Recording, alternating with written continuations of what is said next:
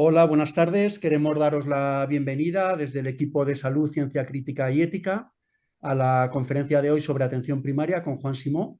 Y antes de nada, os voy a dejar en el chat un enlace a nuestra página web por si queréis hacer algún apoyo a la web. No es que tengamos grandes gastos, pero nos viene bien para el mantenimiento de la web. Nadie cobramos nada, o sea, somos todos voluntarios, los ponentes, incluso los técnicos que tenemos informáticos tampoco cobran, pero sí que tenemos algunos gastos de mantenimiento de la web y podríamos hacer algo más para difusión de estas cosas que hacemos si tuviéramos unos poquitos más de recursos. Entonces, comenzamos con esto. Os pongo aquí en el chat para acceder para que lo podáis ver luego. Así es que, Roberto, te doy paso para la presentación. Buenas tardes. Bueno, buenas tardes a todos. Soy Roberto Colino, médico rural jubilado. Estoy aquí solo para presentar a los Juanes, que son unos maestros y no sé qué hago yo presentándolos. Juan Simó, médico de familia, que trabaja en Navarra, lleva más de 100 publicaciones, 32 años trabajando, casado, 2 hijos y con ciática, me ha dicho que cuente. Y Juan Gervas, pues médico rural jubilado, profesor de universidad, 4 hijos, 8 nietos y es la pareja de Mercedes, famosa Mercedes Pérez. O sea que ya no perdemos más tiempo, comienzan ellos cuando quieran. Buenas tardes. La organización de la charla va a ser a base de preguntas y luego de un comentario largo de Juan Simó.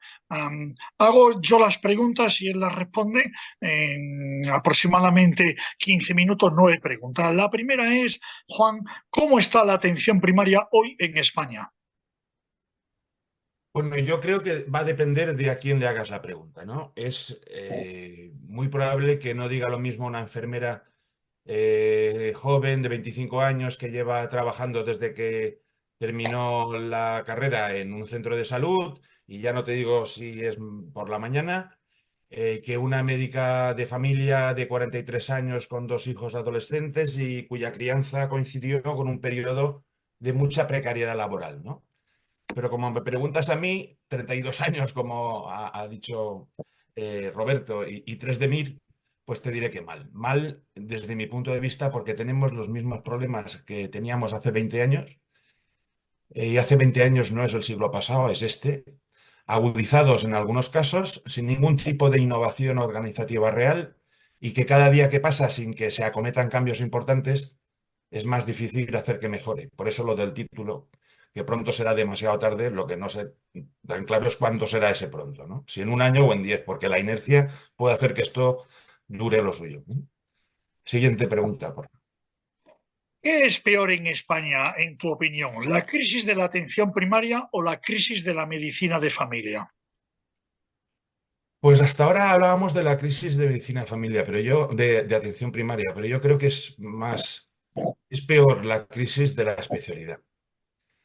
No parece que las jóvenes enfermeras rehúsen ejercer en los centros de salud, como sí está pasando con los recién especializados que prefieren hospital o prefieren otras cosas. Es más, no ha sido raro que durante años han habido traslados de enfermeras de hospital a los centros de salud, según se decía, pues para tener unos años tranquilos antes de la jubilación, ¿no?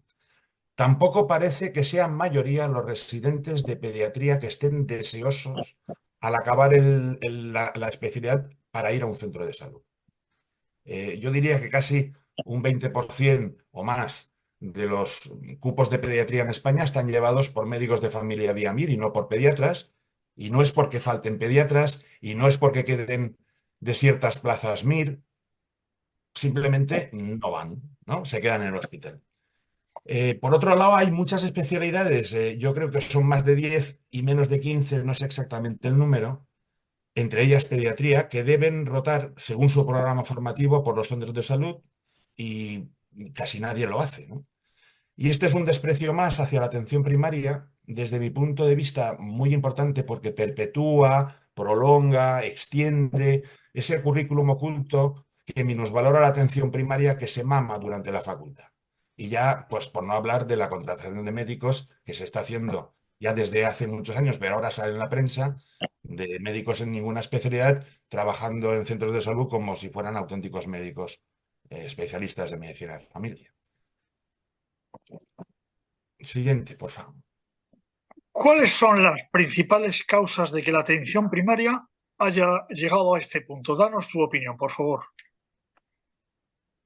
Es difícil explicar lo del descremado sociológico, pero esa para mí es la primera causa.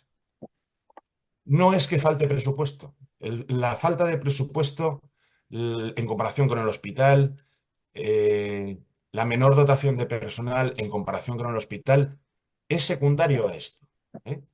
No hay interés porque mejora la atención primaria. La palabra clave es interés. La atención primaria nunca ha contado con la capacidad de influencia de los más influyentes. Esos colectivos de mayor nivel educativo, de renta, de mayor influencia política y mediática, que tenían sus sistemas alternativos de atención sanitaria, de provisión privada, sin atención primaria y financiados públicamente, ¿no?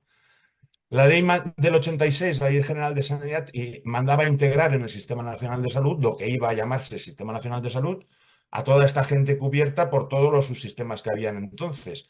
El principal, el más gordo, era la Seguridad Social, pero habían muchos más, ¿no? Y la ley no se cumple del todo y muchos de estos subsistemas preconstitucionales todos y la mayoría originados en el franquismo persistieron hasta fechas recientes y algunos como FACE, ISFAS y MUGEFU todavía persisten, ¿no? Y si a la gente más influyente, de mayor nivel educativo y de renta, les pones una sanidad privada sin atención primaria, financiada públicamente, pues los centros de salud no han contado nunca con la influencia y la presión de estos sectores sociales para que los políticos pues movieran algún dedo, ¿no? Siguiente, por favor. La crisis de la atención primaria en España, porque hay en otros sitios, ¿se arregla con dinero? ¿Solo con dinero? Pues yo creo que ya no se arregla con dinero. A lo mejor hace 15 o 20 años se hubiera podido paliar o evitar algunas de las cosas que más han deteriorado dos cosas, la longitudinalidad y la moral de los profesionales, ¿no? Dinero para incentivar la ruralidad, el aislamiento, para evitar así la rotación excesiva de profesionales en el mundo rural o la ausencia. Dinero para contratar a más personal, al menos en la misma proporción que se contrataba en el hospital. Dinero para invertir en ladrillo, porque hace falta construir más centros de salud, ampliar el número de consultas. No es de recibo que un tutor tenga un residente y no tenga una consulta al lado para el residente. Y a los residentes que han terminado durante los últimos años, en vez de decirles apuntaos a la bolsa, dinero para meterlos en los equipos con un cupo pequeño y completar su agenda con los imprevistos que siempre hay. Y no decirles apuntaos a la bolsa, no, mételos en el sistema. No los pierdas, mételos ya. Y luego la agenda ya la completarás con bajas, vacaciones, permisos. Dinero sobre todo para incentivar la permanencia en el mismo cupo y todo esto sin cambiar un gramo de lo que es el modelo. Estoy hablando de que si tú tienes un modelo, lo tendrás que regar, si no se te seca, ¿no? En fin, sin cambiar el modelo, todo esto se tenía que haber hecho. Siguiente pregunta. Para no llegar a esta situación, que la estás poniendo triste, ¿qué se tendría que haber hecho y cuándo? Pues todo esto que acabo de decir se tendría que haber hecho a primeros de siglo. Como muy tarde, cuando se completaron las transferencias a finales del 2001 a las 10 comunidades que faltaban. Ahí era el momento, ¿no? Ya que tenemos autonomía en 17 sistemas, pues, a ver si alguien innova algo, ¿no? Pero se hizo justo lo contrario. A partir de entonces es cuando subió escopeteado el presupuesto destinado al hospital, que estaba en el 52, el 53, se colocó en 6 o 7 años en el 62, 63 y de ahí no ha bajado, incluido el personal, el gasto de personal. Y además habría que haber iniciado experiencias de autogestión tipo EVAs o similares, algo parecido, ¿no? Y no se hizo nada. La siguiente. ¿Por qué crees que no se hizo nada? ¿Qué es lo que había que hacer cuando había que hacerlo? ¿Por qué no? Pues porque los políticos no mueven un dedo hasta que no le queda más remedio. Y cuando lo mueven, a veces es demasiado tarde, ¿no? Esto es salvando las grandísimas distancias, como la Dana esta, que te mandan el aviso a las 8:10 cuando la gente ya tiene el agua por el cuello, ¿no? Pues aquí nadie manda un aviso, el agua ya va subiendo y nadie manda nada, ¿no? A los grupos más influyentes los tenían así pochando, tranquilos, con sus sistemas como los comentados, y sin la presión de esta gente, si hubieran estado en la primaria, hubiera sido más probable que los políticos movieran un dedo. Pero no, no, nada, la ley solo se cumple para incluir al régimen especial agrario, al de la minería, al de de las pescas, ¿no? ¿Os acordáis de las casas del mar? A eso sí que los integraron. Ahora, a los más influyentes y poderosos no. Y además, pues se ha seguido incentivando el seguro médico y ya tenemos a más del 25% de la población con un seguro médico privado. En algunas comunidades como Cataluña, Baleares, más de una tercera parte de la población, y el Rey es Madrid con más de un 40% de la población con un seguro médico privado en Madrid comunidad. Que si te vas al centro de la capital, allí tienen seguro privado el 70% como mínimo. Y con esas cifras es difícil darle la vuelta a esto, ¿eh? Siguiente, por favor. ¿A quién crees que le interesa que exista una atención primaria, una medicina de familia fuerte en España con profesionales bien formados y empoderados? Pues a quienes la usan, habitualmente. Unos por devoción, otros la usarán porque no les queda más remedio, porque no tienen otras alternativas como las que he contado. Se supone que también a los médicos de familia que trabajan en primaria, aunque quizá esto sea mucho ya suponer. Yo ya empiezo a dudar.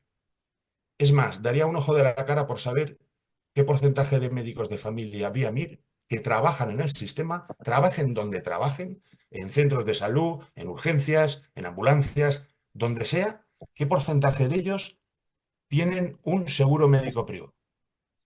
¿Y por qué me gustaría saberlo? Porque ese sería el suelo. En los demás especialistas que trabajan en la pública, que no tienen esa formación global, el porcentaje sería mucho mayor. Y ese sería un buen termómetro de conforme está la cosa. No solamente para la primaria, sino para el sistema en su conjunto. Siguiente, por favor. ¿Y a quién no le interesa? ¿A quién no le conviene? ¿Qué opinión tienes? Lo primero que hay que decir es al sector privado, ¿no? El problema es que el sector público cada vez depende más del sector privado, ¿no?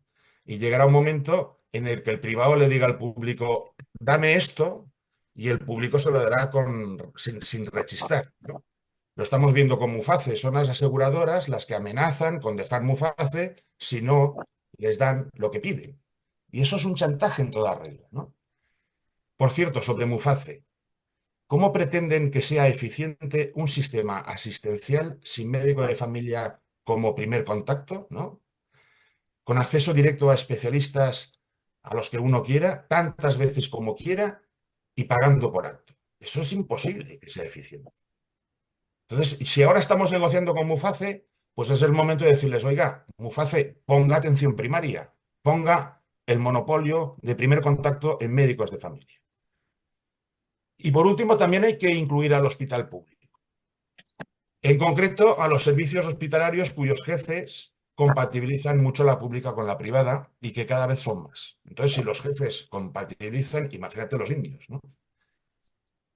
En general, cuanto peor le vaya a ir a la privada, mejor le irá al sistema privado, especialmente a la consulta especializada privada, ambulatoria, de moderada o baja complejidad. Esas cosas que debería poder y debería hacer un médico familiar en un centro de salud con los medios y el tiempo que toca tener, ¿no?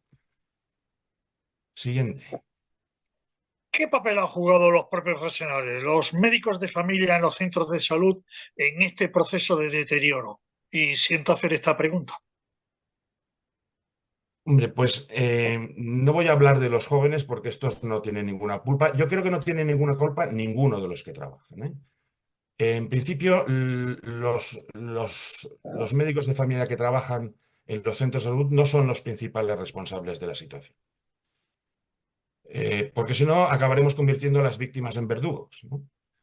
Otra cosa es aquellos médicos de familia que cambiaron la bata por la corbata y llegaron a altos cargos de gestión. Unos lo hicieron porque creían que era posible cambiar las cosas, otros huyendo de la consulta y otros para iniciar su particular carrera política. Yo nunca me olvidaré del caso de un expresidente de Senfic durante el 2001 y el 2002, que llegó en el 2007 a ser consejero de salud de Baleares, coincidiendo con la plataforma y la movida y las huelgas de la plataforma 10 minutos, ¿no? Y ya nunca más volvió a la consulta. Los viejos, los más viejos, los de 55 para arriba, han padecido varios síndromes, varias enfermedades. Una de ellas es el síndrome de Estocolmo. Porque estos casos de destacados médicos de familia o no tan destacados que alcanzaban altos cargazos, actuaban psicológicamente como sus raptores y más o menos te paralizaban, ¿no? Uno razonaba, si un expresidente de Senfic llega a consejero, seguro que algo arreglará. No hace falta que montemos huelgas ni protestemos, porque claro, si nos estamos quejando de que lo que mandan no tienen ni idea, si llega ahí un tipo que tiene idea, algo lo apañará, ¿no? Pues segunda comunidad con más seguros privados de toda España. El síndrome de la disonancia cognitiva, que está muy emparentado con la jaula de oro, gira en torno a la plaza en propiedad, ¿no? Esa placita en propiedad que genera pensamientos de autoengaño. El trabajo no me satisface, pero al menos tengo mi plaza, a las 3 salgo, desconecto y entonces empieza el día, no estoy tan mal, en mi consulta mando yo. Coño, ¿quién va a mandar si está solo, no? Síndrome de la indefensión aprendida es otra cosa, ¿no? Porque hagas lo que hagas, hay mucha gente, y cada vez más, que piensa que nada va a cambiar. Y muchos de los viejos, especialmente después de aquellas huelgas de la plataforma y sobre todo del AP21, aquello que fue un horror que terminó en una estantería, ¿no? A mediados de la primera década de este siglo. Que no creo que tengan ninguna culpa los que trabajan, porque además son. Luego haré un perfil en la presentación de la pirámide poblacional de los médicos de los centros de salud. En fin, paso a las diapositivas, si os parece, ¿vale? Por favor. Esto sí me aclaro. He de compartir pantalla, ¿no? Sí.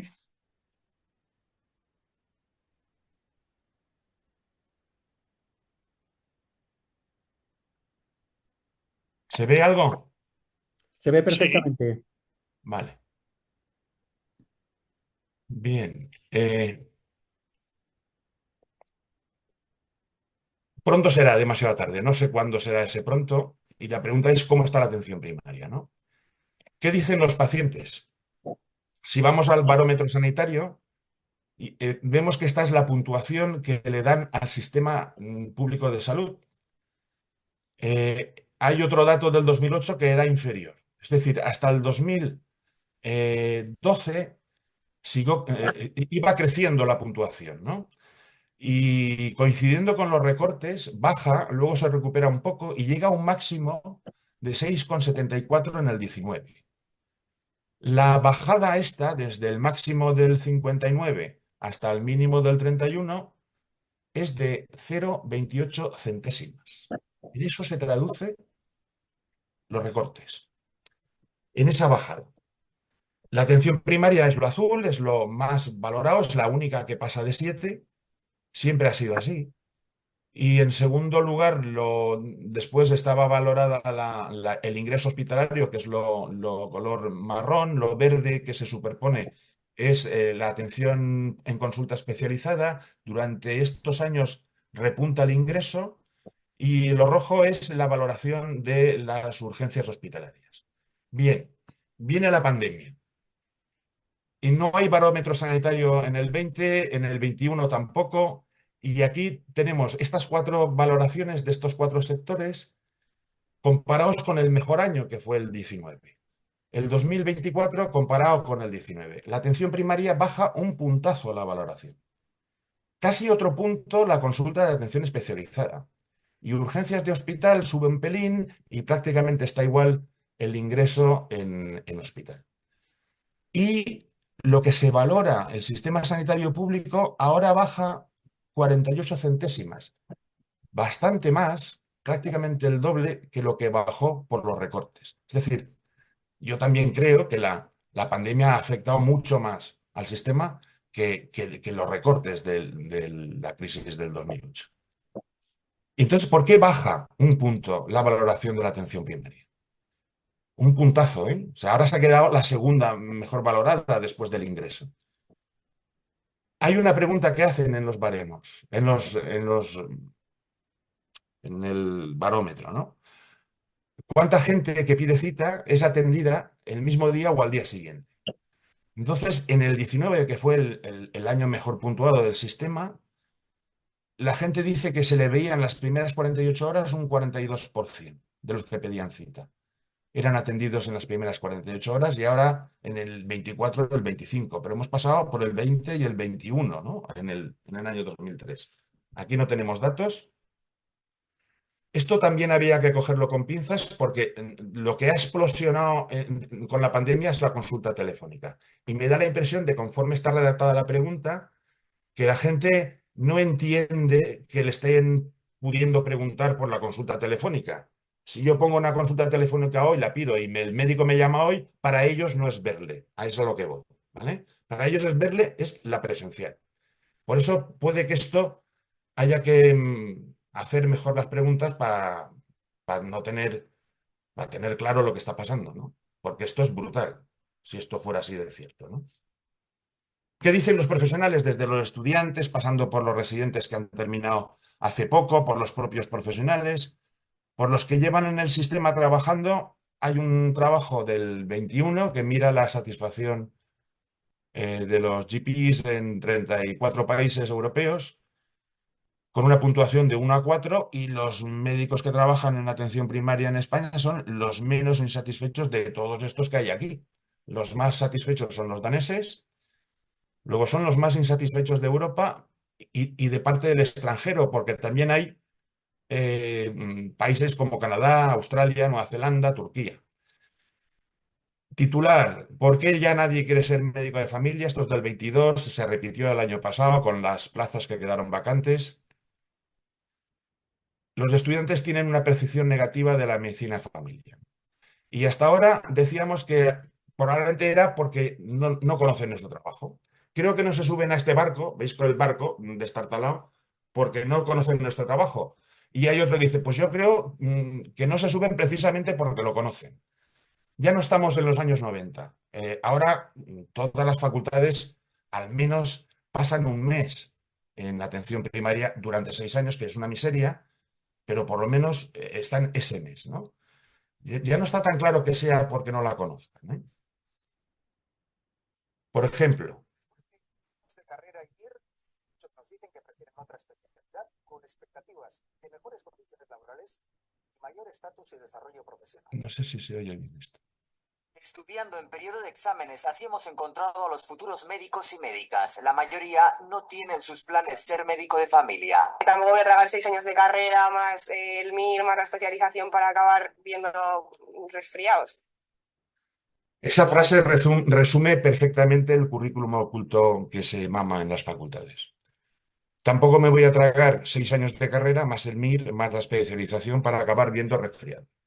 Eso lo dice una que está preparando el MIR, esto es del año pasado, un mes antes de que el MIR se hiciera, ¿no? Está claro que no es la generalización de todos, ¿eh? Pero es una frase redondísima, ¿eh? Para que esta chica haya concluido esto después de 6 años. Así ven los MIR la atención primaria en Madrid y en cualquier lado, ¿eh? Los que han terminado la especialidad. Nadie va a trabajar a un barco que se está hundiendo. Los jóvenes especialistas de medicina familia y pediatría se inclinan antes por el ámbito hospitalario o el extranjero antes que trabajar en atención primaria. Es decir, una especie de antes muerta que sencilla, ¿no? Porque la atención primaria tiene poco glamour. ¿Y por qué tiene poco glamour, no? Porque de todo lo visible y lo invisible que hace el sistema de bueno, no hablo de lo malo, de todo lo bueno que hace el sistema, a la atención primaria le ha tocado la mayor parte invisible. Lo dice perfectamente Verónica Casado con esta frase. El principal valor de la atención primaria es lo que ésta evita, y lo que evita la atención primaria no se ve, está bajo tierra. Y lo invisible no tiene glamour. Lo invisible es invisible, uno, porque es inevitablemente invisible, y otra, porque no se investiga, ¿eh? Debajo de las tres pirámides, pues podría haber y hay un gran obelisco que no se investiga, ¿no? Lo que se ve de la atención primaria es esto, pero probablemente lo importante esté aquí abajo, ¿no? Por ejemplo, la invisible importancia de la longitudinalidad, este trabajo noruego, hay otros más, pero esto probablemente sea el más reciente, en el año 22, que se vio que tener el mismo médico de cabecera reduce el uso de urgencias, las hospitalizaciones y la mortalidad pues entre un 30 y un 25%, ¿no? Y lo hace de forma que mantiene relación dosis-respuesta para las tres variables que miden. Comparado con tener un médico de cabecera un año, si tienes 2 o 3, va bajando la mortalidad hasta que se reduce un 25% si lo tienes más de 15 años. Y esto, de la relación dosis-respuesta, es un factor de causalidad, ¿eh? Y bien, ¿y quién estudió esto? ¿4 médicos de familia matados de Noruega? Pues no, lo investigaron instituciones. El Centro Nacional de Urgencias de Atención Primaria, que no es asistencial, es de investigación y que pertenece al Centro Noruego de Investigación, que lo llaman ellos NORCE, que aquí trabajan en unos 900 investigadores que investigan desde cambio climático hasta estas cosas, y el Departamento de Salud Pública y Atención Primaria de la Universidad de Bergen, ¿no? Instituciones públicas investigan la parte que está bajo tierra, ¿no? Aquí las instituciones públicas ni investigan esto ni nada, ¿no? La atención primaria es poco atractiva, lo tenemos claro. Pero no solo aquí, estos son las facultades de medicina del Reino Unido que se preguntan en un dossier del National Health Service en combinación con la Asociación de Facultades de Medicina, qué pasa con los estudiantes que no quieren ser GPs, ¿no? Que no quieren hacer medicina de familia. Y miran según facultades, la media nacional está en el 18, pero aquí tenemos 2 pedazos de facultades que son las más prestigiosas, que son los que menos eligen ser médico de familia, ¿no? O sea, el prestigio y la cosa esta de ser médico de familia, aquí también hay currículum oculto, ¿eh? Si tú eres estudiante y eres este titular, los médicos de familia pedirán permiso al especialista antes de enviarle un paciente. La consejería propone que el médico de primaria realice con su colega del hospital una consulta previa y este le dirá si lo tiene que mandar o no. Pues coño, el estudiante dice, yo no quiero ser el que pide permiso. En todo caso, yo quiero ser al que le piden permiso, ¿no? Como si nosotros fuéramos los que estuviéramos saturando de visitas los hospitales. Estas son las consultas a los especialistas en todo el Sistema Nacional de Salud desde 2007 a 2022. No es una muestra, son todas. Primera visita a lo azul, prácticamente horizontal durante muchos años. El total de visitas aquí y las sucesivas, que son las que vuelva usted, ¿no? Viene la pandemia, caen mucho todas, especialmente las primeras, se recuperan muy poco, un 7% respecto desde 2007, pero estas están en el 40%. Es decir, si no les mandamos nosotros, se los remandan y se los revisan ellos una y otra vez. Es decir, esta cosa de dificultar que está muy de moda ahora, que el médico remita al hospital si antes no le da permiso Dios, no tiene justificación ninguna, ¿eh?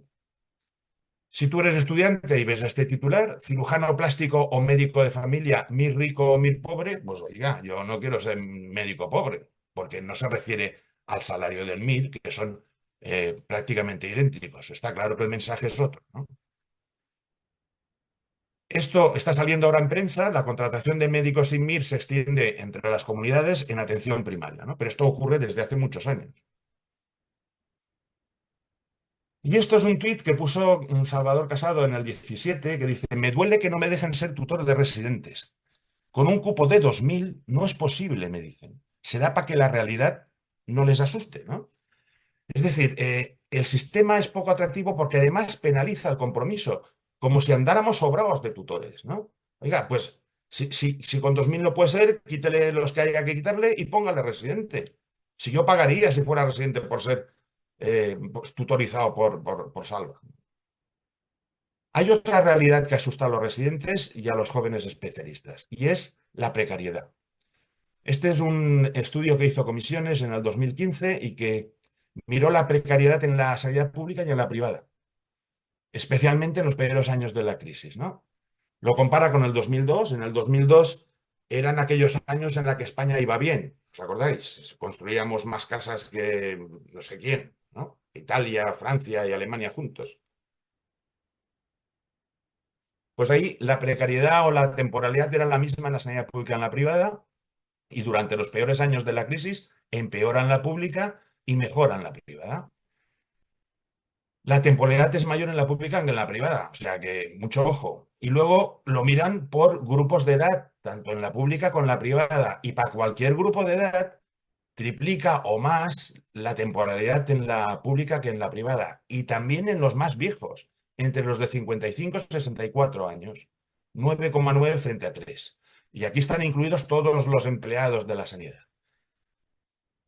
Para cualquier tramo de edad es mayor la temporalidad en la pública. Y luego ya miran por profesiones. Aquí ya no distinguen entre pública y privada, lamentablemente. Pero ven que, sobre todo entre los jóvenes, hay más temporalidad en los médicos que en las enfermeras y más temporalidad en las enfermeras que en las auxiliares de enfermería. Por así decirlo, ¿no?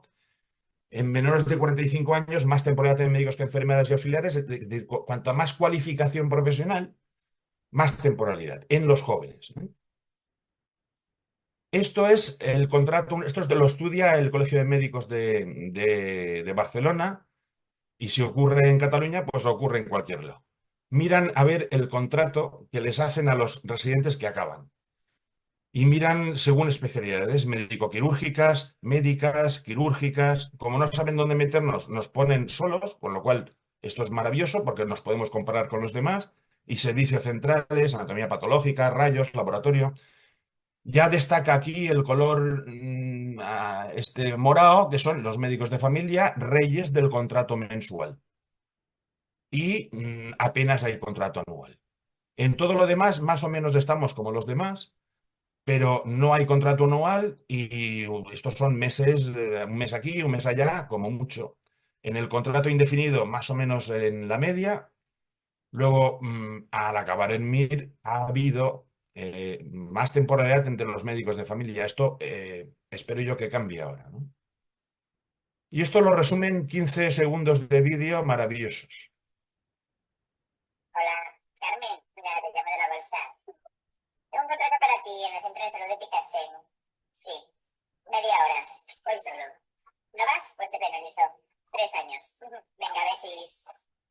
15 segundos que describen perfectamente la gestión de recursos humanos en el sistema. Toda la vida, sí. Acaban los residentes, apúntense en la bolsa. A mi residente le acaban de ofrecer, cuando termina agosto, ya le están diciendo, ya le están comiendo la oreja para que cuando acabe vaya al hospital a trabajar a urgencias. Y en primaria no han abierto la boca y no la van a abrir hasta agosto, que les dirán apúntense a la bolsa. Otra cosa poco atractiva es cuando le preguntan a los que tienen seguro médico privado, ¿usted para qué se compra un seguro médico privado si tiene sanidad pública, ¿no? Y aquí se entiende por sanidad pública, incluidos los de Muface. Aquí no le están preguntando a los de Muface, sino a los que tienen sanidad pública, que además se compran el seguro, porque hay gente que tiene Muface y además se compra un seguro, ¿eh? Y la principal respuesta, máximo 2, son respuestas abiertas, luego las agrupan. Y la principal respuesta es porque me ven más pronto que en la pública. Y la segunda, porque se puede ir al especialista directamente sin consultar con el médico de cabecera. Esto es un triunfo brutal, ¿no? En el año 19, que era cuando se cumplían 40 años de la creación de la especialidad, ¿no? Entonces ya tenemos idea de por qué la gente, un 25%, se compra un seguro médico privado. No encuentran médicos ni enfermeras para los centros de salud, pero sí los encuentra para el hospital, como si esto fuera, pues, encontrarse setas, ¿no? Por el monte. Esto es el crecimiento del número de médicos en el Sistema Nacional de Salud, todos, aquí ya no es cuestión de muestra, todo lo que está sacado de los datos del Ministerio.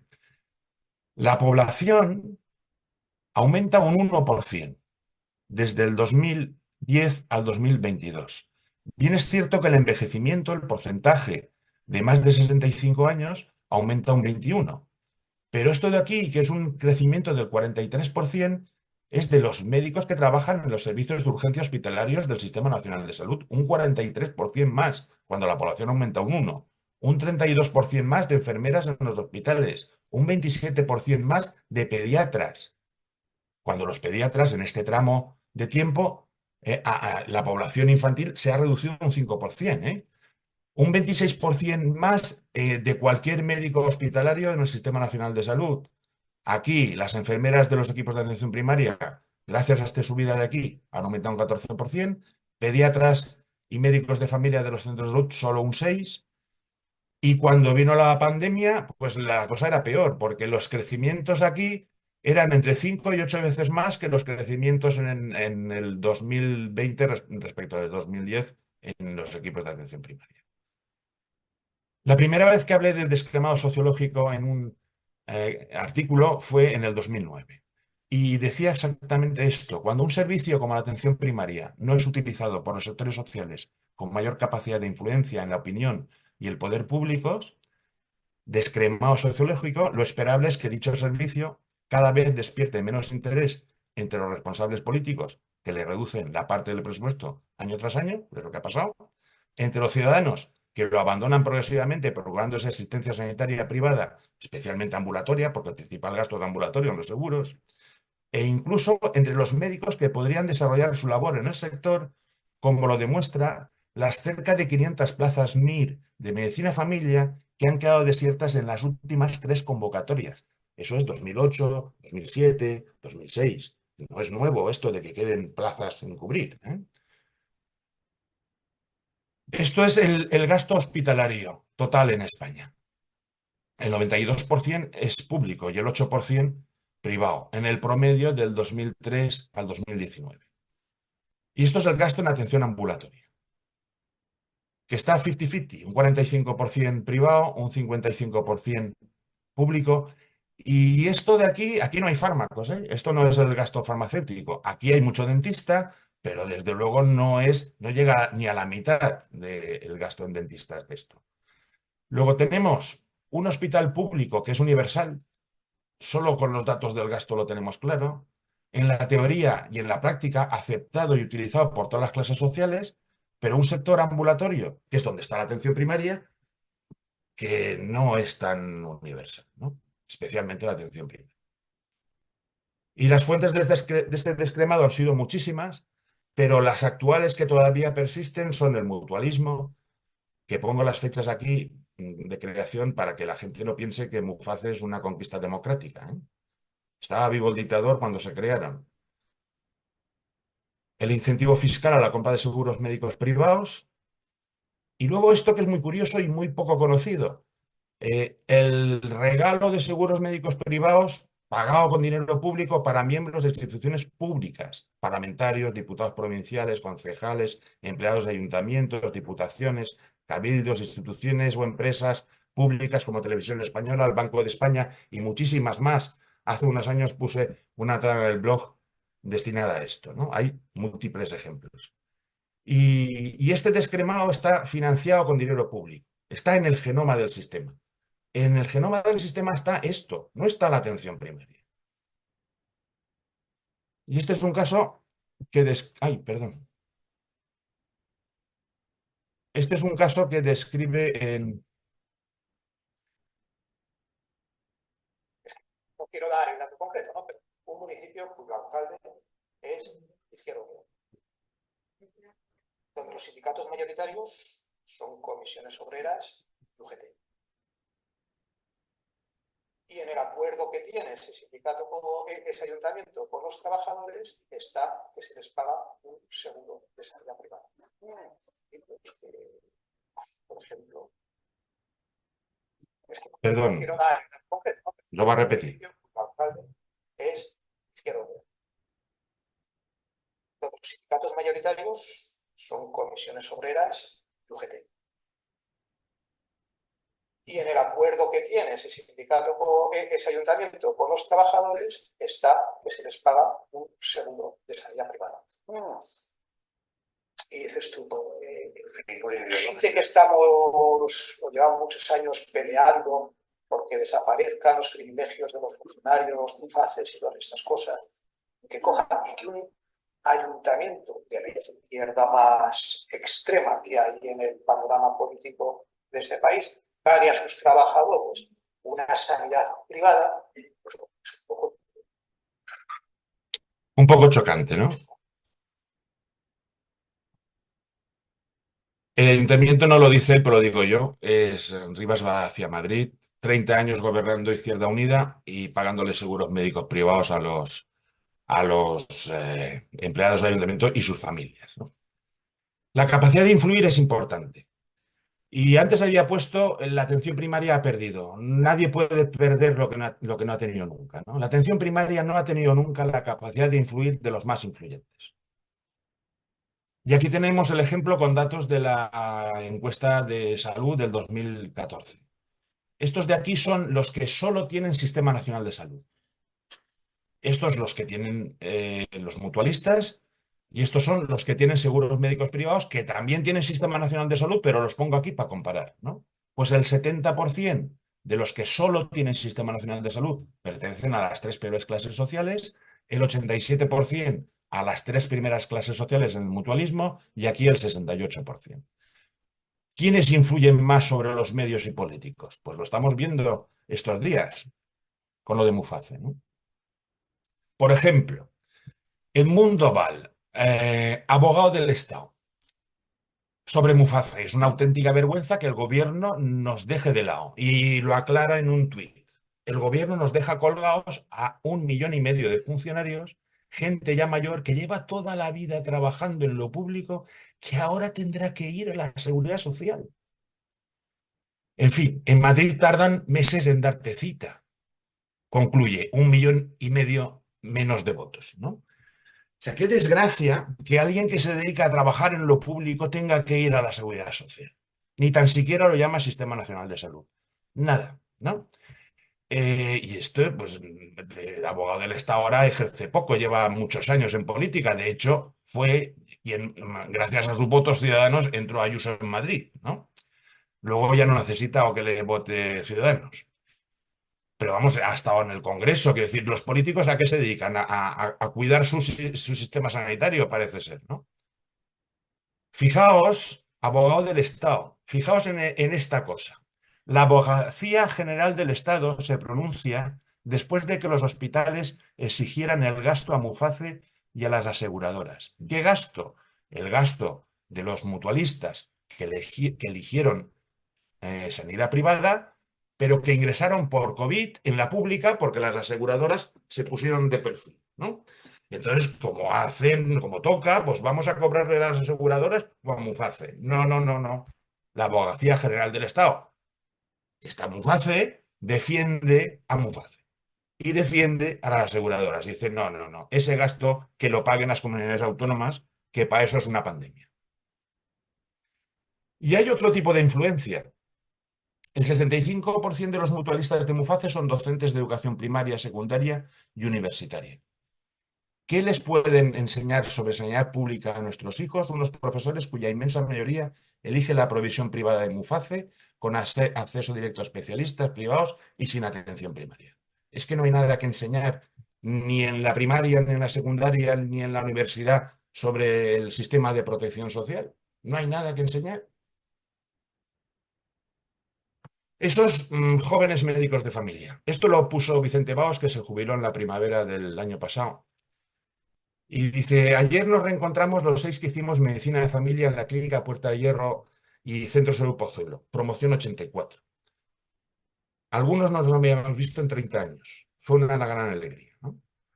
Bien, la promoción del 84, habían 1.300 plazas en el MIR, pero no de medicina de familia, de todo. 1.300 plazas. Estos tíos y esta chica tuvieron que sacar un número por debajo de 1.300, cuando se presentaban 25 o 30.000. ¿eh? Y esta es la pirámide poblacional del año 21 que lo sacó Beatriz en su informe del Ministerio de los médicos que trabajan en atención primaria. El 60% tienen más de 50 años. Y si nos vamos aquí, casi la tercera parte, más de 60, ¿no? Esto si lo comparas, por ejemplo, con la pirámide de los cardiólogos, pues no tiene nada que ver. Esto es como si fuera la pirámide de población de un país africano y esto es la pirámide de población de un país europeo envejecido, ¿no?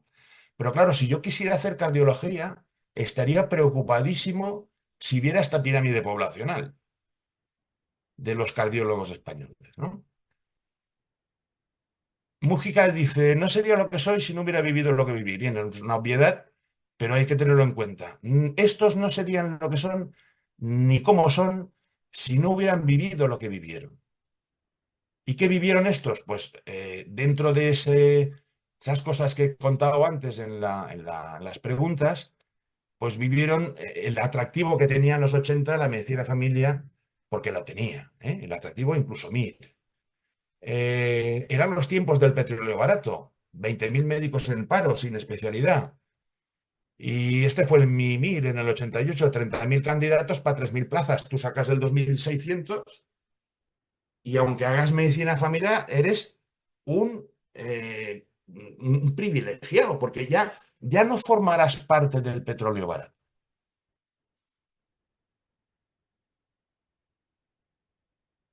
Ejercer en los primeros centros de salud era un reto ilusionante, ¿no? No tiene nada que ver con lo que ahora puedan pensar los residentes, porque se avecinaban cambios importantes en la sanidad, no solamente la reforma de la atención primaria, la Ley General de Sanidad del 86. Las fronteras con Europa estaban cerradas. El Erasmus no teníamos ni idea de lo que era, si es que era. No teníamos la base de idiomas que ahora tiene la gente, ¿no? En general. Y los médicos de familia de aquellas promociones confiaban en que la gestión desde arriba, pese a imponer sus cadenas, ¿no?, mejoraría las cosas y que todo era cuestión de tiempo. Claro, no se van a gastar la millonada que se están gastando en construir centros de salud para que esto se vaya al garete, ¿no? Y pensábamos que todo era cuestión de tiempo, pero no, el tiempo no ha hecho más que empeorar las cosas. Además, teníamos una dosis pues muy importante de idealismo, ¿no? Ese idealismo se convirtió en docilidad y prácticamente en mansedumbre, ¿no? Entonces, yo creo que eso caracteriza a estos de aquí, que son el 45% de los que hay ahora en los centros de salud. Estos de aquí, menores de 40, han visto ya la cara peor de la atención primaria, han conocido la crisis del 2008 y algunos de ellos hasta la pandemia. Pero estos de aquí lo que han tenido ha sido mucha precariedad laboral. Esto se caracteriza en este 35% de aquí. Entonces, con estos mimbres, no sé yo cómo lo vamos a hacer, para que las cosas cambien. ¿Qué podrían hacer los políticos para mejorar la atención primaria? Usarla y no formar parte del descremado este. ¿Y qué más podían hacer? Pues incentivar notablemente la longitudinalidad, incentivar el horario presencial de tarde, la accesibilidad telefónica fuera del horario presencial, en pacientes especiales, terminales, descompensados, incentivar la capitación, el tamaño del cupo, la penosidad del aislamiento, la dispersión, introducir la medicina de familia en la universidad, porque la universidad no lo va a hacer por ella, ¿eh? Promover la innovación organizativa, que esto se necesita como la comida, y a ser posible que sea desde abajo y que empodere la atención primaria. Otorgar autonomía organizativa la máxima posible, cámbiese la ley que haga falta cambiar. Y por supuesto, atención primaria para todos. Antes se decía, salud para todos en el año 2000. Yo ahora me conformaría con atención primaria para todos. Incluir los mutualistas en el Sistema Nacional de Salud o, si les vamos a dar lo que piden, que pongan atención primaria en el mutualismo.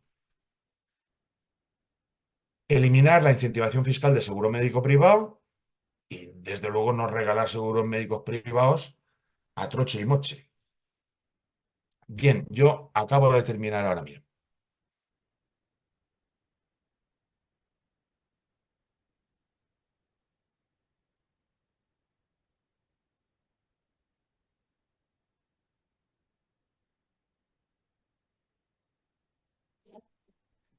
Pregunta final para rematar.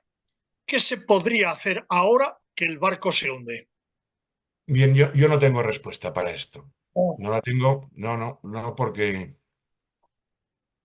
no lo sé. Lo que haría sería lo que he puesto en esta diapositiva final, pero ahora mismo no sé qué deberían hacer los políticos primero que nada, porque no están por la labor de meter Muface y lo demás en el Sistema Nacional de Salud, no parece, les van a dar lo que pidan, con lo cual, pues tenemos otros Mufaces durante 50 años y lo del seguro siguen incentivándolo. La atención primaria tirará por inercia lo mismo que lleva tirando por inercia 15 años. Nos jubilaremos los más viejos y no sé qué van a hacer los más jóvenes. No sé qué van a hacer, si es que van a hacer algo. Muy bien, está No lo abierto sé. para debate. Sugerencias, ideas, críticas, comentarios. Damos por supuesto que, como recomendamos en la inscripción, la mayoría de los asistentes han echado un ojo a lo de Beatriz González y Juan Simó de Situación de la Atención Primaria Española y a lo de Mercedes y mío de Reforma a la Renacentista. Está abierto para preguntas. ¿Puedes controlarlo, Alberto o Roberto, quien levante la mano? Sí, adelante Joserra, que es el primero que ha levantado la mano. Hola a Recuerdo todos. para los que no estén familiarizados con la plataforma que para levantar la mano tenéis que ir a la pestaña correspondiente que está abajo del todo junto a reaccionar. No, yo antes estaba escuchando por aquí, ¿eh? No, porque por aquí. Adelante, Joserra. Sí, gracias Juan Simó. Me parece que tanto los datos que has aportado son interesantísimos. Creo, además, que lo que has puesto, el resumen de las 10 medidas esenciales, me parece que reflejan lo que se debe y se puede hacer, por lo menos a un nivel más macro. Yo creo que el problema del que tú has citado, una de las cosas, que es dar marcha atrás a una reforma sanitaria que nació sin voluntad política ya. Cuando los que estábamos entonces, digamos, éramos conscientes de la situación política, nos acordamos de cómo Ciríaco de Vicente fue defenestrado por Felipe González nada más entrar. O sea, era el candidato a ministro y se puso a Ernest Lluch, un economista, frente a Ciríaco de Vicente, que venía de una historia mucho más ideológica, en el buen sentido de la palabra, de la atención primaria. Porque en realidad la medicina familiar es una filosofía. Y cuando esa filosofía choca con una sociedad que tiene otra filosofía, que es la filosofía del tecnocratismo y la tecnología a ultranza, tiene muchas dificultades y tiene que partir con muchos entre algodones, porque va a luchar contra un enemigo poderoso, que es una sociedad que cree que la solución es tener más aparatos de resonancia por habitante. Entonces, claro, esa era una de las primeras luchas. Se coge un modelo de reforma sanitaria centralizado, en el que los protagonistas son los gestores, y a los médicos de familia se les ningunea. Un modelo centralizado y unívoco en toda España. Tú podías ir desde el sur de Murcia a Galicia y todos los centros funcionaban lo mismo. No había posibilidad de adaptar el centro y hacer experimentos de innovación descentralizada organizativa, como se hizo, por ejemplo, con la reforma educativa, que se proponía que los colegios hicieran proyectos pedagógicos autónomos y luego de esa variedad se iba aprendiendo entre todos. Se cogió un modelo con los gestores que han sido, sí, eso sí que son los responsables, los gestores que han abordado han tenido esta responsabilidad y han sabido y han tenido un protagonismo que no han sabido materializar en una política realmente alternativa. Yo solamente decir alguna cosa más para no quitar mucho sobre el tema de lo que has comentado, la chica de los resfriados. El problema es que los médicos de familia parece que les gusta ser el médico del adulto sano y el crónico estabilizado, que no quieren ser médicos que se enfrenten a problemas clínicos que tengan que resolver y pensar. Es muy cómodo, entre comillas, muy desgastante y muy frustrante también el atender hacer ese tipo de prevención al que no lo necesita, tanto al crónico como en adultos. Porque la clínica se quedó absolutamente enanizada en la labor del médico de familia, y eso tuvo un papel muy importante también, una cuestión organizativa y clave, que fue los primeros conflictos que marcaron la atención primaria, que fue el conflicto médico-enfermera. El conflicto médico-enfermera, si las enfermeras hubieran hecho entonces lo que están haciendo ahora, otro gallo nos cantaría, porque no hubiera habido la excusa de que no teníamos tiempo para hacer clínica de alto nivel, que fue lo que se puso todo el mundo con excusa. No podíamos hacer exploraciones completas, no podíamos citar al paciente más tiempo. ¿Por qué? Porque teníamos que estar haciendo lo más indicado para hacerlo. Yo me acuerdo que yo puse un ejemplo una vez en mi centro de salud, cuando propuse un cambio organizativo hace muchos años, diciendo, mira, a mí diagnosticar una infección de orina me cuesta 1 minuto. Explicarle al paciente cómo prevenir esa infección de orina y por qué ha tenido esa infección de orina, qué puede haber incidido, me cuesta 10 minutos. Si yo puedo trabajar en hacer buenos diagnósticos, no tengo por qué estar haciendo otra cosa. Sea que hay un terreno para la atención personal en determinadas patologías, pero en el día a día la gente no quiere un amigo en esto, quiere que le resuelvan su problema, y resolver problemas significaba dedicar y desgastarse haciendo una labor que no era nuestra, y hubiéramos podido ser mucho más efectivos clínicamente si hubiera habido un apoyo a la atención de agudos por parte de la enfermería. Antes de despedirte, por favor, José, represéntate. No, ya he acabado, ¿eh? Por eso, preséntate. José Ramón Loaiza. Uno de juzgado. Dejó la pirámide por la parte de arriba. Vale, muchas gracias. Bueno, yo creo que en general tiene razón José Ramón, pero esto de que de norte a sur y de este a este la atención primaria ha sido igual, sí, ¿no? Pero había posibilidad de que no fuera igual, ¿no? Especialmente desde el 2001, que habían 17 comunidades autónomas que pueden hacer lo que quieran, ¿no? Si no te lo hace, es que va a ser muy difícil que ahora se haga, porque he leído que la ministra quiere hacer una ley de atención primaria. Digo, pero si ahora sería imposible escribir el Real Decreto de Estructuras Básicas, que tiene 2 folios. 2 folios tiene, una cara de BOE por un lado y otra cara de BOE por otro, porque te lo machacarían las autonomías diciendo que invade sus competencias, ¿no? Cuando se publicó el Real Decreto, solo tenía competencias Cataluña, nadie más. Y ya está. Ahora tú quieres hacer una cosa parecida al Real Decreto de Estructuras Básicas y no duras 10 minutos, ¿no? O sea, capacidad de innovar ha habido. De hecho, en Cataluña algo se hizo. Rápidamente, después de crear pues 12 o 13 EVAs, aquello se paró. Ya está, porque eso era privatizar, claro. O sea, no, sí que había posibilidad de innovar, lo que no han querido, ¿eh? Gracias. José Antonio, adelante.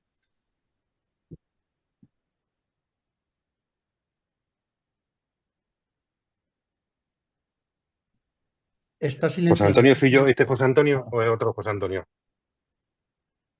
Es que no sé si te refieres a mí, como mi nombre parece checoslovaco.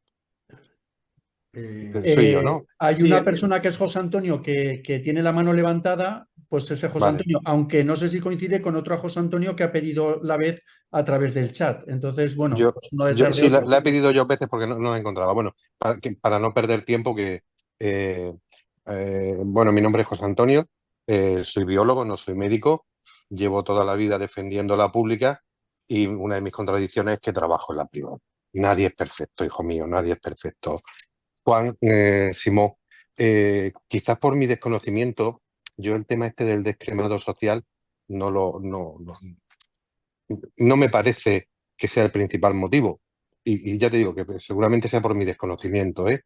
He estado muchos años en política y a mí siempre me pareció que lo que ocurría en atención primaria era básicamente porque es que lo que da votos es inaugurar y la atención primaria no se inaugura. Vamos a poner 20 y tantos aceleradores de protones que no valen para nada, porque es que los políticos van a ir a hacerse la fotito. Este descremado social, y ya te digo que probablemente sea, y me he leído todos tus artículos, me encantan, pero no he terminado nunca de verlo. Luego hay otro tema que me llama la atención. Ya te digo, yo trabajo en la privada, intentando poner orden, intentando ayudar. Cualquier compañía, probablemente así sea no, estarían encantados con el tema de la atención primaria. Están haciendo productos donde se exige que los asegurados vayan a atención primaria. En lo que se ha presentado a Muface, una de las cosas que se pide es justamente esa. O sea, en este caso no es la compañía de seguros, que son de lo peor, o sea, quieren ganar dinero. Pero esta parte probablemente pudieran ser nuestros aliados en esto. Y yo soy un convencido de que Muface, el mutualismo, debe desaparecer. Pero no podemos hacerlo en 9 meses como quiere nuestra ministra y Javier y todo esto iluminado, que van a meter a 1,5 millones de personas de un día para otro. O sea, a ellos les vamos a hacer un pequeño desaguisado, pero el desaguisado mayor va a ser para la gente con menos medios, porque al final un funcionario, como tú decías, se va a poder hacer un seguro privado, sobre todo los jóvenes. Van a hacer selección de riesgo, Juan, si esto ocurre. No van a coger a nadie, absolutamente nadie, con patologías graves. O sea, y esa gente que mañana, cuando digo mañana, digo dentro de un mes, tiene una cita en la privada, ¿cómo lo encajamos en el sistema que tenemos? ¿Cómo metemos ese 1,5 millones de personas en una atención primaria que está famélica? O sea, totalmente de acuerdo que tiene que desaparecer, pero esto no se hace de un año para otro. Estas improvisaciones del gobierno más progresista de la historia, como dice Juan Gervás de vez en cuando, no habla mucho del nivel intelectual de estos compañeros. Evidentemente, tenemos que empezar a que se conozca las grandes ventajas de la atención primaria, pero eso es comunicación, comunicación, comunicación, que no hacemos. Aquí sale en la tele 1 millón de veces que hemos hecho un trasplante de cara. ¿Qué utilidad tiene? Poca, pero es lo que vende. Si no lo tenemos claro.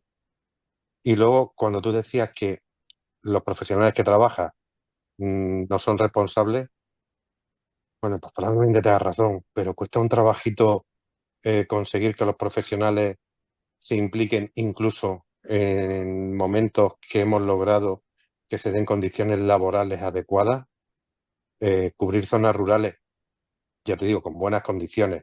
También es que ha calado mucho de los médicos en España están muy mal pagados. En España está muy mal pagado cualquiera. Claro, vamos a comparar que un médico en España gana 2.500 euros con los 25.000 que gana en Estados Unidos. Ya, pero es que en Estados Unidos además ganan 20.000 o 18.000 el carpintero que está haciendo obras. En Suiza gana 7.500 el fontanero. No se analizan las cosas en el contexto. Cuesta mucho trabajo, incluso en los pocos sitios que lo han intentado, estabilizar al personal. Probablemente también sea una cuestión de la social, no de los profesionales como tal, sino de esta sociedad infantilizada. Y yo no tengo nada más que decir, que siempre me pongo muy pesado. Juan, muchísimas gracias, me parece una presentación brutal y muy preocupante lo que cuentas. Muchas gracias. Bueno, gracias a ti por el comentario, pero yo intento salirme de los lugares comunes. Los lugares comunes son los políticos no tienen ni puta idea, entonces por esto se va al garete. Los lugares comunes es más vistoso inaugurar aparatos con lucecitas que un centro de salud, con lo cual, pues en la vida salimos de los lugares comunes, ¿no? Yo tengo clarísimo que no es la falta de pasta ni estos lugares comunes. Es que no se ha querido que tengamos una atención primaria que resuelva. Porque tenemos un 30% de gasto sanitario privado, porque tenemos cerca de un 30% de los médicos de los hospitales públicos trabajando en la privada, que no son los mismos, ¿eh? O sea, el gasto es una cosa, hay un 30% de médicos trabajando en la privada y un 30% de los públicos trabajando en la privada, fuera de su horario se supone. O sea, para que el sistema tire para adelante necesita que los del hospital ganen algo más, porque si no también se irían fuera, ¿eh? Que la gente está diciendo que la gente no se va del país, pero en el Reino Unido hay 7.000 españoles trabajando en el Sistema Nacional de Salud del Reino Unido, 7.000, ¿eh? Entonces yo quiero ir del lugar común. Tengo claro que no es la falta de dinero, que la falta de dinero es consecuencia de que no se quiera tener una atención primaria en condiciones. Y luego he leído por ahí un comentario de Rosa que decía, pero esta chica es del País Vasco o de Navarra, es del País Vasco. En el País Vasco ha sido la última facultad que ha puesto en marcha lo de las prácticas en atención primaria, de toda España. Pero ya llevan 3 o 4 años, antes de la pandemia empezaron. Y esto es del año pasado, ¿eh? Siempre hay algún despistado que a lo mejor no ha rotado, pero que alguien se atreva delante de la cámara del Teleberri, que es el telediario de máxima audiencia allí, soltar esa frase, que la van a escuchar sus amigos, sus padres, los profes de la universidad, o sea, es porque lo tiene muy metido en la cabeza, ¿eh? Y yo tengo claro que es el descremado. Es decir, si tú hubieras cogido, igual que metiste los del régimen agrario, los de la minería, los del mar, a los 3 o 4 años de aprobada la Ley General de Sanidad, se atrevieron con los empleados de los ayuntamientos. Y en el 93, la MUNPAL, que era la cuarta mutualidad, los metieron en el régimen general y los metieron en la sanidad pública, porque claro, esos son más inofensivos. Pero con estos no se han atrevido y ahora no se van a atrever. Que sí, que es que pudiéndolo hacer organizadamente, pero vamos, no creo que lo hagan ni precipitadamente, ¿eh? O sea, esto es un teatro y al final se le dará algo. Lo que yo propongo es, puesto que ya les vamos a dar lo que pidan, pues oiga, vamos a sacar algo y es que pongan atención primaria en Muface. Y tendremos una experiencia de una pseudoatención primaria autónoma, ¿no? Porque claro, para ver a 1,5 millones, una tercera parte ya están en el sistema, ¿eh? Pero para 1 millón, para un cupo de 1.500 necesitan entre 600 y 700 médicos de familia. Pues ya que les vamos a dar algo, pues que nos den algo, ¿no? Vamos a poner el médicos de familia en Muface, como experiencia, ¿no? Ok, Pilar Losada, bienvenida, adelante. Hola, soy Pilar, soy médica de familia. Actualmente trabajo en el Sistema Nacional de Salud portugués. Gracias, Juan, por la presentación y por la plataforma.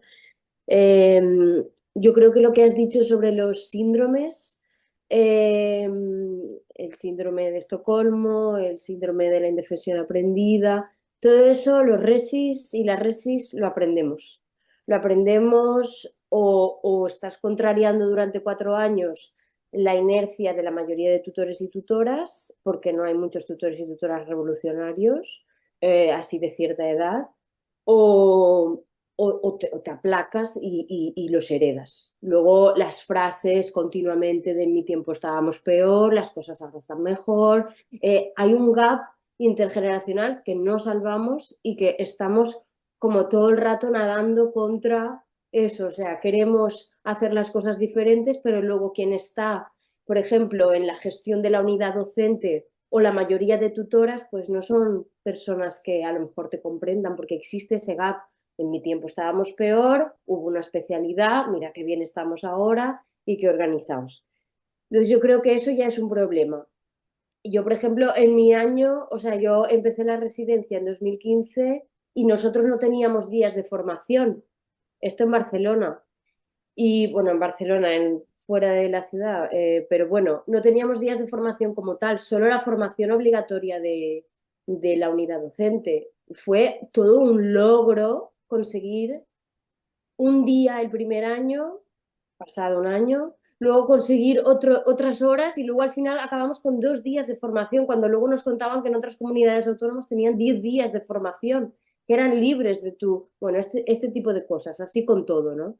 O, por ejemplo, estábamos hartas de decir, ¿por qué estamos tanto tiempo en el hospital? Ay, tiene que ser tal, es que la formación hospitalaria, entonces esto también era un problema. Luego la cuestión de que el sueldo base de Resi sea una mierda, así hablando claro, y que las guardias del hospital, que esto es como una especie de idea que luego se te queda aquí, es como que haciendo la guardia del hospital yo consigo tener un salario más o menos digno.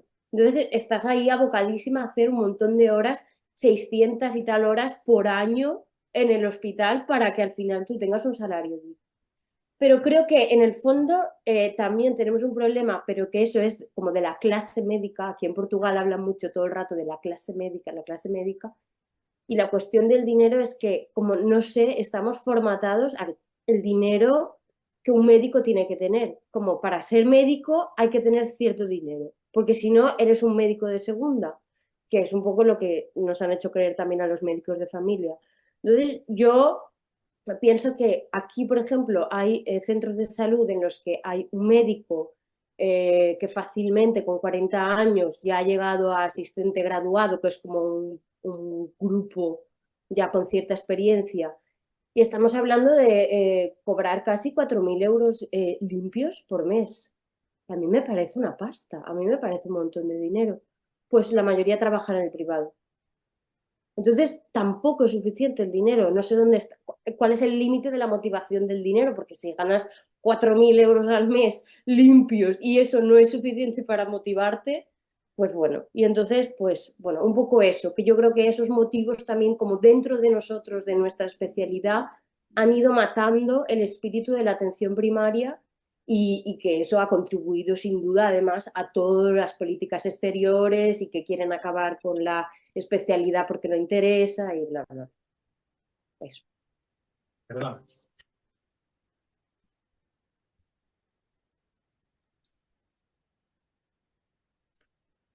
Bueno, Juan, He tenido que sacar el teléfono de aquí. Bueno, Pilar, yo te oigo y me entristece porque, claro, me estás diciendo que la mayoría de los tutores no son buenos y es posible que tengas razón. Es posible, claro. Y luego tienes uno bueno y no lo dejan ser porque tiene 2.000 pacientes. Pues no sé muy bien qué decirte, ¿no? O sea, por algo será que te has ido a Portugal. No, es que hay gente que dice, no, no, es que No los por de eso, aquí. no por eso, no por No por eso. eso. Bien, bien. No por eso, Bueno, porque para trabajar aquí en el sistema público es una movida también impresionante. Cualquiera. Pero bueno, sí, o sea, las condiciones laborales no son buenas ni aquí ni en España. Y tener orientadores, como dicen aquí, o tutoras jóvenes en España es muy complicado porque, claro, a mí me encanta cuando habláis de la longitudinalidad y de los cupos, pero es que yo no sé lo que es eso. Yo no sé lo que es eso, yo quiero saberlo, pero es que a mí no me lo facilitan y un montón de compañeras que les pasa lo mismo. Yo ahí en conocí Portugal. en Portugal también, si eres en Portugal. Depende, porque si te formas fuera de Portugal, si haces la especialidad fuera, la, la nota de la especialidad, que en España es una cosa que prácticamente ni se mira nadie, aquí se utiliza para ordenarte en una especie ¿cómo se dice?, de oposición. Entonces, los resis se presentan cuando acaban la residencia, hacen un examen, así bastante fuerte, y con esa nota los ordenan y eligen. Entonces, hay plazas, por ejemplo, que se acaban muy rápido y que son además muy escasas en el norte, que es donde yo estoy en Oporto, y hay zonas, por ejemplo, donde nadie quiere ir porque las condiciones son muy precarias, como Lisboa, Alentejo. Entonces, venirte al norte, por ejemplo, tienes que tener una nota excelentísima. Y a mí la nota no me hacen equivalencia de mi nota española. Me hacen equivalencia, o sea, me atribuyen una nota que es la nota del candidato o candidata con la nota más baja. Entonces voy siempre al final de la lista. Entonces yo por concurso público aquí no conseguiría trabajar nunca donde vivo. Y yo he priorizado eso. Y tuve que trabajar en la privada un tiempo, falsa autónoma y bueno, un rollo. Yeah. El caso es que ahora consigo una cosa un poco por suerte, por una sustitución, pero es raro. Pero quien trabaja, quien quiere quedarse aquí, o sea, si es en el norte, es que te abocan a la privada, porque aquí es muy difícil conseguir un contrato y tener un cupo y eso es muy complicado. Si os fijáis, estamos llevando la conversación al puñal. Es que la culpa la tenemos nosotros, otra vez me apuñalo. No. O sea, me niego. Me niego. No, solo nosotros no, pero creo que no No, hemos no, conseguido. en general. O sea, están ahora comisiones UGT y CESIF y todo Dios en la calle con unas banderas que ponen que Muface que lo salven. Los mismos que hace un año decían salvamos atención primaria. Coño, Muface atención primaria es el aceite y el agua. O salvas a uno o salvas al otro. O metes atención primaria en Muface. Ni Dios dice que metan atención primaria en Muface. Entonces, al final va a ser que soy yo el asesino de la atención primaria, que llevo 32 años currando. Yo y mis secuaces, ¿no? No quiero entrar al... No, porque vuelve la cosa esta de la autoculpa, de somos muy malos, lo hemos hecho fatal, No no somos hemos muy sabido malos. vendernos. Yo no pienso eso, no pienso que seamos los 100% culpables, pero creo que no se ha tenido la mejor actitud y que nosotros hemos heredado un poco eso. Entonces, al Sí. final, tú necesitas tener un curro y al final, pues si en la privada, haciendo de falsa autónoma, tengo un curro más o menos estable, pues es que es un poco lo que hay. Si yo Ahora, no te yo niego que en prohibiría, los más viejos haya una dosis importante de conformismo, ¿eh? O sea, yo ya tengo clarísimo que no espero nada de ellos, ni de mí mismo ya. Pero tiene su explicación, ¿eh? Después de 30 años. No es una cuestión, no estoy diciendo, oiga, que son un revolucionario los viejos. No lo son, para nada. Pero es que no veo revolución tampoco en los de menos de 30. Hay algunos que los veo tan conformistas o más como los viejos, ¿eh? vale, Juan, pero ¿cómo te revolucionas si quieres comprarte una casa y no puedes? Si quieres Coño. tener hijos y tienes que Ya. retrasar la maternidad porque no tienes un trabajo estable. Y piensas en irte fuera aunque no te apetece, porque fuera igual consigues, porque me han dicho que en Suiza los resis cobran 7.000 euros al mes limpios. Es que claro, ¿sabes? O sea, tú te quieres revolucionar, pero es que al final de mes yo miro Hay que pagar, al hay que pagar. viejo y digo, yo quiero lo del viejo. Yo quiero una plaza como la del viejo y estar tranquilita y con mi cupo y a ver si aprendo la longitudinalidad, ¿sabes? Entiendo lo que dice. Yo prohibiría, o sea, no tendría que existir un sistema paralelo de seguro privado para los funcionarios. Es que más yo acabaría con el funcionariado, porque la gente se agarra como si fueran ahí garrapatas a las plazas. Y luego exclusividad obligatoria para quien quiera trabajar en lo público, porque es que eso es un conflicto de intereses tremendo. Hay un montón de médicos de familia que se ven a pacientes en la privada también y eso estimula la privada. Entonces, claro, ¿qué credibilidad tengo yo como profesional si trabajo también en la privada o no me atiendo en la privada? Lo que estabas diciendo antes, ¿no? Que decía el abogado ese, que me parece una vergüenza, el abogado del Estado diciendo que, fíjate tú, la seguridad social.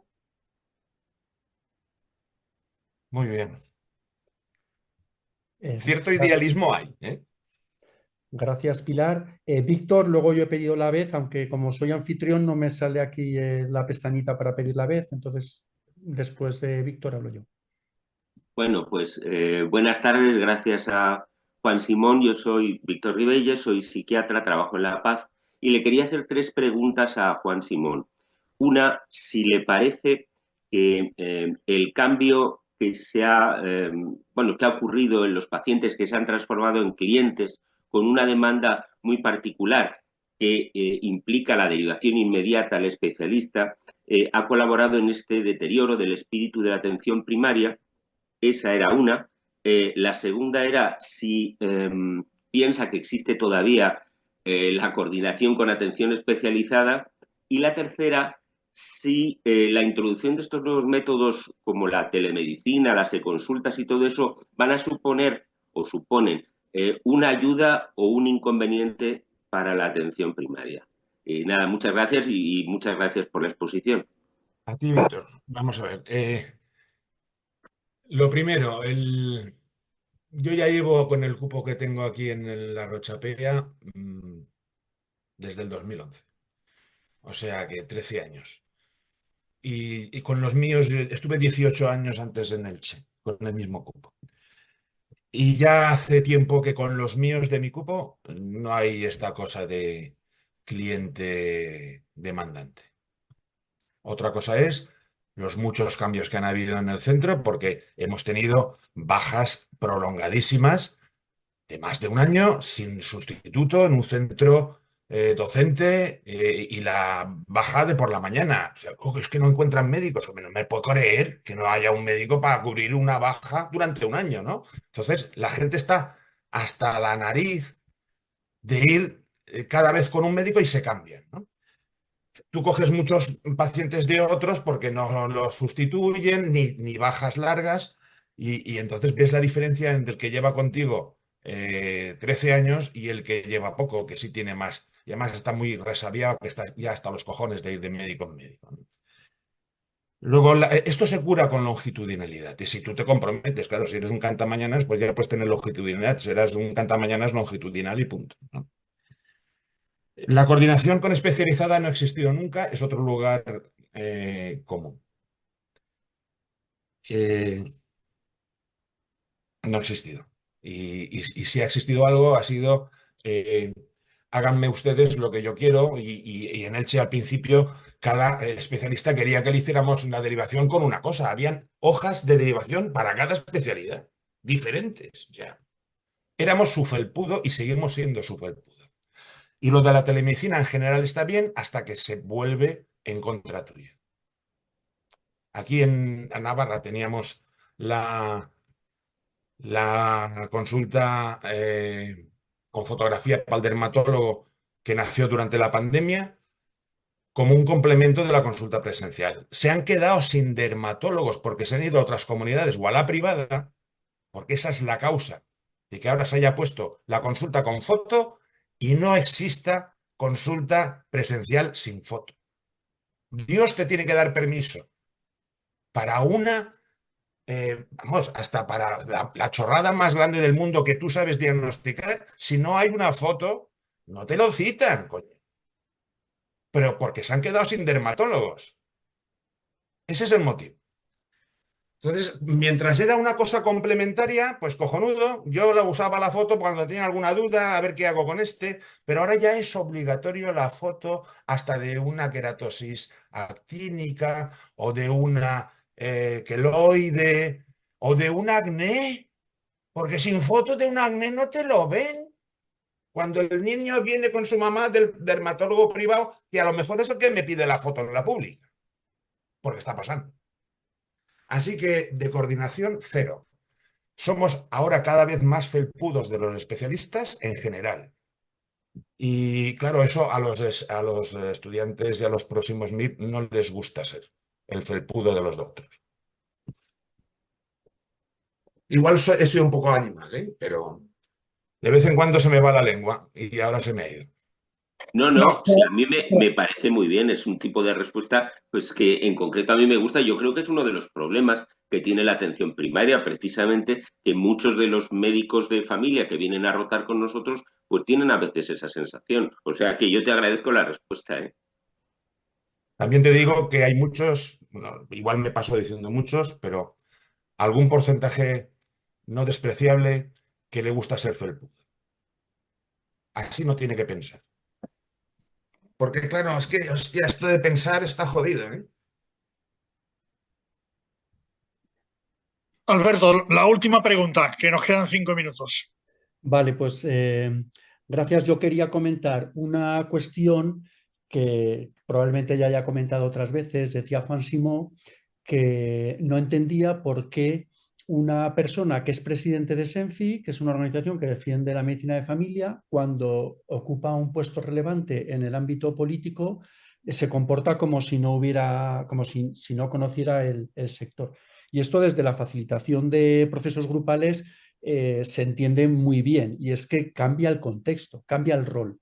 Entonces, la persona es la misma, la información que tiene es la misma, pero el escenario, el entorno que percibe a esa persona, cuando tú eres el presidente de una organización, tú lideras algo que propones que tienes que hacer. Cuando eres político, estás sometido a unos valores, a unas lógicas, a unos procedimientos que son muy distintos. Entonces, una persona que puede ser un activista cuando está en un sindicato, cuando está en una asociación médica, una asociación profesional o científica, cuando adopta un rol de mandar, no necesariamente mantiene esos valores porque el entorno es distinto.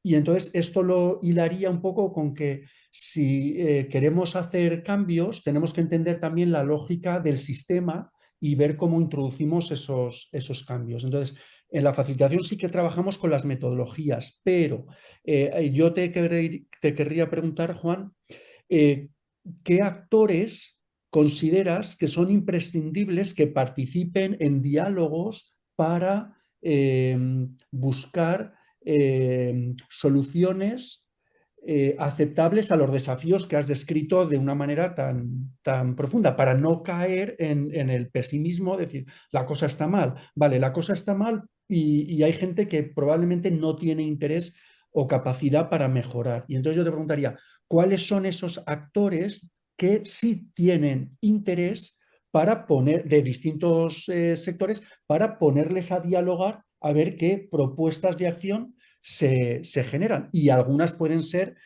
pedir a los políticos, o sea, no esperar a que el político te lo dé hecho, el político necesita la voz de la calle o de los profesionales para actuar, porque si no va a su bola. Esa puede ser una cosa, pero ¿qué actores propondrías tú que estuvieran ahí en unas Pues mesas puedo de ser diálogo? políticamente correcto y decirte lo que no pienso. Entonces no lo voy a hacer. Entonces los principales actores a los que hay que echar el lazo es a la población. A la población, a los pacientes, ¿no? A los que usan habitualmente la atención primaria y a lo mejor lo que hay que venderles es Muface. A lo mejor hay que decirles a mis pacientes, oiga, que usted tiene tanto derecho como el maestro de escuela o el policía municipal o el abogado del Estado o el Sun Corda a tener una sanidad privada pagada con dinero público. Así que pida Muface para todos. Y a lo mejor, si pedimos Muface para todos, alguien se caga por la pata abajo. Porque eso es insostenible. Muface funciona, y Muface y compañía, porque hay un agujero por donde salen los riesgos más jodidos que van al sistema público. Cada 6 meses pueden cambiar, cuando no lo inducen el cambio. En mi caso le pasó a un compañero mío cuando enfermó su padre de una enfermedad pues, muy chunga, cada vez peor, que era funcionario de Muface jubilado. Hasta que el tumor que tenía era que, vamos, no podía salir a la calle y las curas tenían que hacerlas a diario una enfermera. Entonces Muface no le ponía curas a diario a una enfermera, pero sí se lo ponía a su centro de salud. Y entonces, a un mes de morirse, se cambia de Muface al sistema público para recibir los cuidados de la enfermera. En fin, a lo mejor hay que pedir Muface para todos, que la pida la gente. Si lo quieren, lo van a vender tan bien que Muface es cojonudo. Oiga, pues vamos a hacer la contrapropaganda. Muface para todos mis pacientes. Pero yo ya no me fío ya te digo, quitando a mis pacientes de poca gente. Vale, pues muchas gracias. Juan Gervas, ¿quieres cerrar? Aprovecho para recordaros si queréis hacer aportaciones en la web. Y en enero continuaremos con más temas de atención primaria y de ciencia crítica. Juan Gervas, ¿quieres cerrar el encuentro de hoy, que casi son 1:30? Sí, dando las gracias en particular a Juan Simón, que se lo ha preparado como siempre hace, de una manera espléndida, y la participación también. Las cosas no tienen solución, pero los análisis rigurosos al menos ayudan a entenderlo. Y a largo plazo eso será la solución. Así que esto se pondrá en vídeo para que todo el mundo pueda volverlo a ver, y Juan Simó estoy seguro que compartirá la presentación en su página. Así que muchísimas gracias y felices Pascuas y fiestas. Nos vemos después de Año Nuevo. Un saludo. Buenas noches. Hasta luego. Gracias a todos. Muchas gracias.